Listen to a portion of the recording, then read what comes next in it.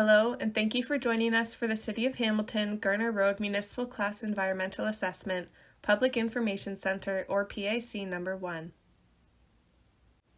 The goals of this PIC are to introduce the project and why it is being undertaken, provide an overview of the process that this study is following, provide a summary of the problems and opportunities, present existing conditions within the study area, present alternative solutions and draft evaluation criteria, answer questions, and provide an opportunity to get involved. Comments received will be used to help identify the approach for improvements within the study area. The City of Hamilton initiated a Schedule C Municipal Class Environmental Assessment, or EA, to develop and assess alternative solutions to improve transportation along Garner Road from Wilson Street to the Highway 403 off-ramp. The EA will assess options to improve traffic, active transportation, transit, and stormwater management throughout the corridor. The improvements are required to support future growth within Hamilton, specifically the Airport Employment Growth District, or AEGD. The Municipal Class EA process frames the planning and implementation of municipal infrastructure. An EA is a planning process for municipal infrastructure legislated by the Ontario Environmental Assessment Act. This EA study is being conducted as a Schedule C project under the Municipal Class EA document, October 2000 as amended. This EA includes phases 1 to 4. Planning policies approved by the City of Hamilton help guide the process and recommendations for improvements within the city. The Hamilton Airport Employment Growth District Transportation Master Plan and the Ancaster Transportation Master Plan are relevant to the Garner Road study area.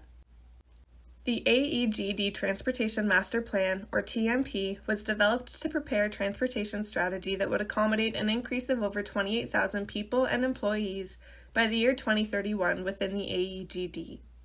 The AEGD TMP recommends road widening, rapid transit, cycling infrastructure, and transportation demand management, or TDM, measures along Garner Road.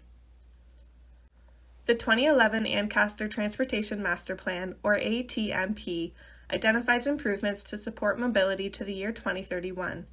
The ATMP identifies Garner Road as a major arterial road and full-time truck route. Identified improvements along Garner Road include road widening with left turn lanes as required. At the onset of the study, a problem and opportunity statement is prepared to guide the study as alternative solutions are developed. The problem and opportunity statement developed for this project is as follows. Garner Road from Wilson Street to the Highway 403 ramp is a rural cross-section with inadequate transportation facilities to accommodate existing and future road users, including pedestrians, cyclists, transit, commercial vehicles, and autos. Garner Road has no cycling facilities and discontinuous sidewalks. The existing Garner Road corridor cannot support the projected growth within the AEGD.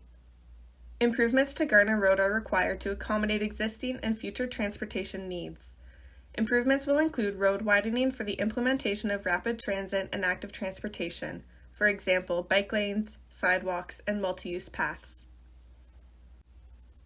An inventory of the existing natural environment was completed and identified the following significant natural features: wetlands, including key natural heritage and hydrologic feature wetlands; woodlands, including key natural heritage feature significant woodlands; breeding and migratory birds' nests; wildlife habitat, including bat maternity roost trees, snake hibernacula, amphibian breeding habitat, marsh breeding habitat, and turtle nesting areas; species at risk and suitable habitat for species at risk; species of conservation concern and suitable habitat for species of conservation concern; fish habitat; headwater drainage feature. Potential impacts to the natural environment will be considered and minimized to the extent possible.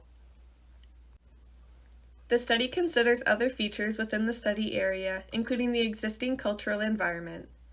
Archaeological resources. A Stage 1 archaeological assessment was completed as part of this study and identified the following. 21 archaeological assessments have been previously carried out within the study area. 132 archaeological sites have been identified within 1 kilometer of the study area. Of those, 9 were located within the study area, all of which are pre-contact Indigenous. Approximately 40% of the study area still retains potential for the recovery of archaeological resources and requires a Stage 2 archaeological assessment. Built heritage resources and cultural heritage landscapes. A review of existing built heritage resources and cultural heritage landscapes within the study area will be completed. The City of Hamilton Heritage Mapping and Resources has identified several heritage properties within the study area, including the following: designated heritage properties, including 1 cemetery and 4 residences; inventoried heritage properties, including 2 cemeteries, 2 churches and cemeteries, 11 residences. The Ontario Heritage Act enables municipalities to designate properties of cultural heritage value or interest through a bylaw. Designation is a way for owners to express pride in the heritage value of their property, the community to protect and promote awareness of its local history. Designation can apply to individual properties, a whole neighborhood or district. If a property or district is designated, it gains public recognition as well as protection from demolition or unsympathetic alteration so that its heritage attributes can be conserved. Section 27 of the Ontario Heritage Act gives municipalities the authority to maintain and add to a public accessible heritage register or inventory. The register includes a list of all designated properties, including conservation districts within the municipality. In addition, the register may also contain listed properties, those that are not designated but are believed to be of cultural heritage value or interest. Being listed on the inventory or heritage register is not the same thing as being a designated heritage property. Being listed means further evaluation of the property will take place if there is an intent to have it demolished. The existing transportation conditions were analyzed to understand the travel patterns within the Garner Road corridor, including turning movements, collision data, volume, and intersection types. The map on this slide displays the existing signalized and unsignalized intersections within the study area. The existing corridor is a 2-lane roadway with turning lanes at select intersections, which are either stop-controlled or signalized. Historical collision data indicates that the corridor has a relatively low collision rate overall. The highest recorded collisions were observed at the intersection of Fiddler's Green Road and Garner Road. The existing corridor was also reviewed to determine the overall multimodal level of service, MMLOS, for transit, bicycle, pedestrians, auto, and trucks. The MMLOS is used to describe the operating conditions of a roadway based on factors such as speed, travel time, delay, and safety. The corridor has discontinuous sidewalks and lacks dedicated cycling infrastructure, which resulted in a poor MMLOS for those elements. Transit has poor LOS with long delays and low levels of reliability. Bicycles have a failed LOS with no dedicated cycling infrastructure. Pedestrians have a failed LOS with discontinuous sidewalks throughout the corridor. Automobiles have good to fair LOS with low lane utilization and short delays. Trucks have good to fair LOS with unimpeded movements and short delays. The following alternative solutions were developed and assessed to determine their ability to address the problems and opportunities identified within the study area. Do nothing. No improvements will be undertaken, only regular maintenance and planned improvements will be in place. Limit development. Limit development adjacent to the study area to reduce traffic congestion on the existing network. Operational improvements. Implement localized measures to improve transit, active transportation, and localized roadway improvements to optimize traffic flow. These improvements can include cycling lanes, sidewalks, transit queue jump lanes, intersection improvements, and/or turning lanes. Improve other roadways. Widen and enhance municipal arterial roads other than Garner Road to improve capacity and operations and provide congestion relief on existing facilities through additional lanes to increase the performance of the transportation network. Widen Garner Road.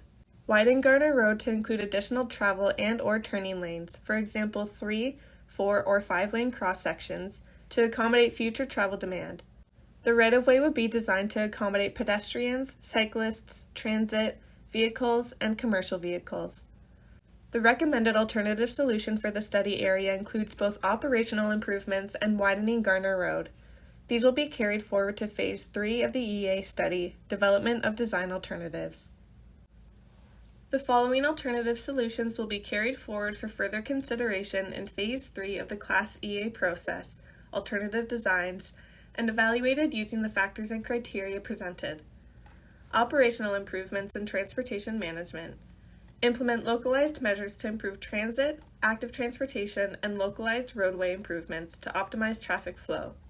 These improvements can include cycling lanes, sidewalks, transit queue jump lanes, intersection improvements, and/or turning lanes. Widen Garner Road. Include additional travel and/or turning lanes, for example 3, 4, or 5-lane cross sections, to accommodate future travel demand. The right-of-way would be designed to accommodate pedestrians, cyclists, transit, vehicles, and truck traffic. Option 1 is to widen Garner Road to 3 lanes, including 1 traveling in each direction, a center 2-way left turn lane, separated bike lanes, and sidewalks. Widen and protect the right-of-way to standard 36-meter width. Option 2 is to widen Garner Road to 4 lanes, including 2 travel lanes in each direction, separated bike lanes, and sidewalks. Widen and protect the right-of-way to standard 45-meter width. Option 3 is to widen Garner Road to 5 lanes, including 2 travel lanes in each direction, a 2-way left turn lane, separated bike lanes, and sidewalks. Widen and protect the right-of-way to standard 45-meter width.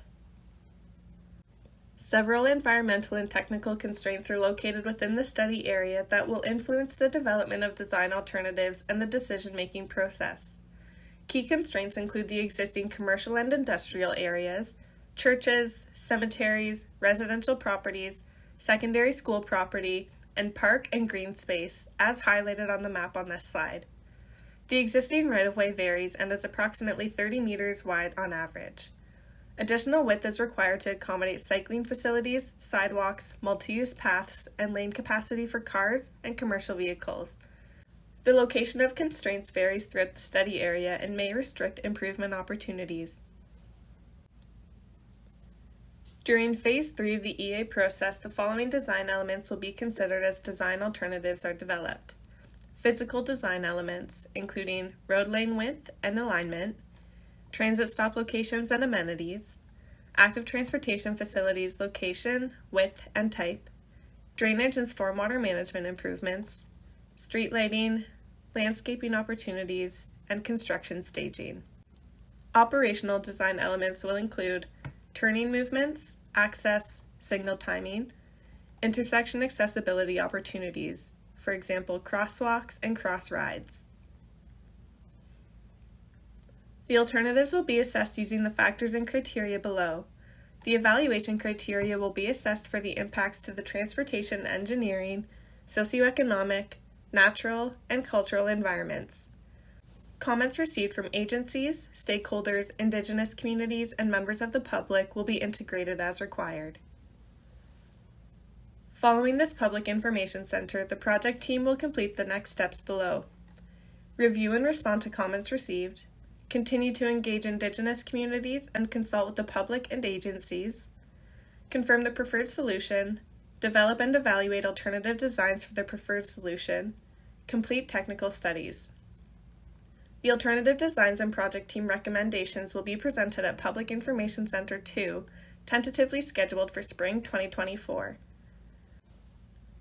Thank you for participating in this Public Information Center for the Garner Road Municipal Class Environmental Assessment Study.